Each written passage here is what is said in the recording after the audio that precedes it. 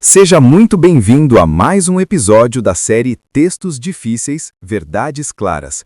Eu sou o Daniel e hoje vamos tratar de um tema que costuma provocar medo, especulação e muitas perguntas sinceras entre cristãos. Haverá uma grande tribulação futura?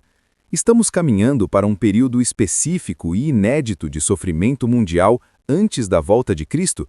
Ou a Bíblia fala da tribulação de outra forma? Olá, eu sou a Damares.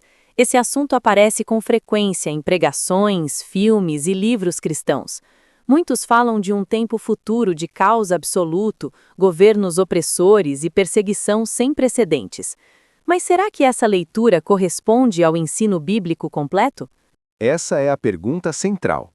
Nosso compromisso aqui é permitir que a Bíblia interprete a própria Bíblia, evitando tanto o sensacionalismo quanto a negação do sofrimento real que o povo de Deus enfrenta ao longo da história. Talvez o primeiro passo seja entender o que a Bíblia chama de tribulação. Exatamente. A palavra tribulação no Novo Testamento aparece com frequência associada à experiência normal da vida cristã. Jesus afirmou claramente que no mundo teríamos aflições. Ele não apresentou a tribulação como um evento exclusivo do fim dos tempos, mas como parte da caminhada cristã. Então, tribulação não é algo estranho ao cristianismo. Pelo contrário, desde os primeiros séculos, a Igreja viveu sob perseguição, sofrimento e oposição. Os apóstolos foram presos, açoitados e mortos. A ideia de uma igreja totalmente poupada do sofrimento não corresponde ao padrão bíblico. Mas muitos falam de a grande tribulação como algo distinto. Sim, e aqui começam as divergências doutrinárias. A leitura dispensacionalista entende a grande tribulação como um período futuro específico, geralmente de 7 anos, imediatamente antes da volta de Cristo. Nesse período, Deus derramaria juízos específicos sobre a terra enquanto a igreja estaria ausente. Essa visão está muito presente no imaginário popular. Está, mas precisamos perguntar: ela surge diretamente do texto bíblico ou de um sistema interpretativo específico? Quando analisamos os textos citados, percebemos que muitos deles falam de tribulação, mas não necessariamente de um único período futuro isolado. Um dos textos mais citados é Mateus capítulo 24. Exatamente. Em Mateus 24, Jesus fala de guerras, fomes, perseguições e sofrimento. Mas ele também diz claramente que essas coisas já estavam acontecendo e continuariam acontecendo ao longo da história.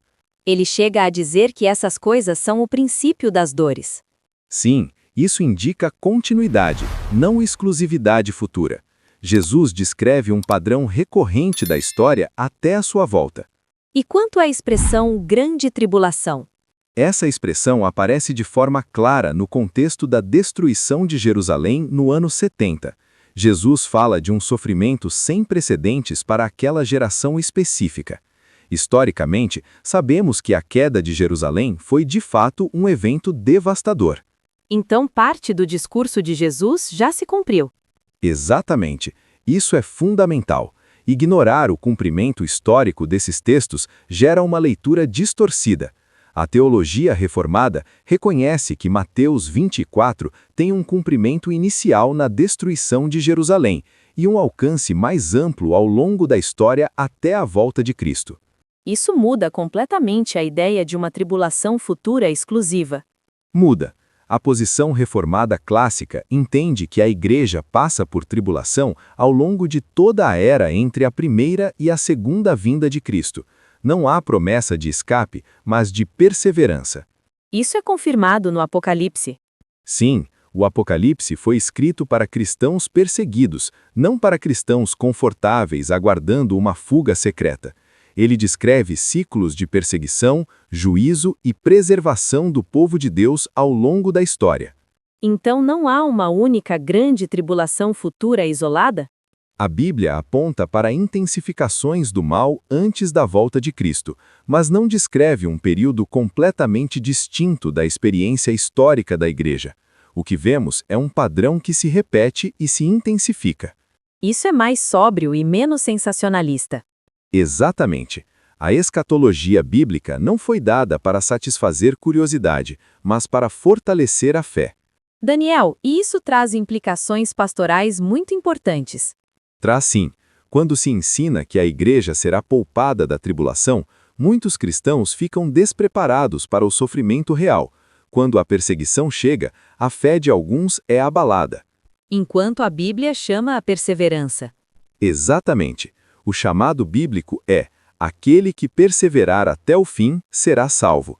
Não é uma promessa de conforto, mas de fidelidade sustentada por Deus. Então, como devemos entender o futuro? Devemos esperar intensificação do conflito espiritual, oposição crescente ao Evangelho e pressão contra a fidelidade cristã. Mas devemos esperar isso com esperança, não com medo. Porque Cristo reina. Sim, Cristo reina agora.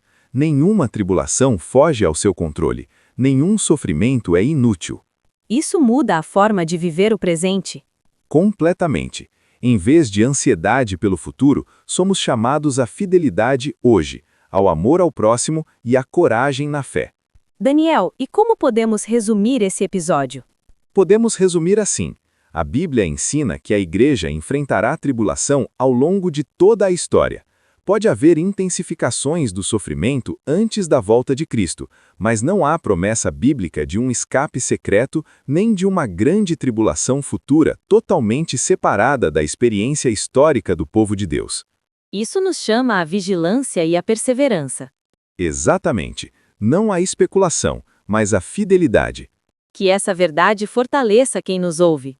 Amém. Que o Senhor nos conceda graça para permanecermos firmes, independentes das circunstâncias. Obrigada por nos acompanhar em mais um episódio de Textos Difíceis, Verdades Claras. Que o Senhor te abençoe e te guarde. Até o próximo episódio.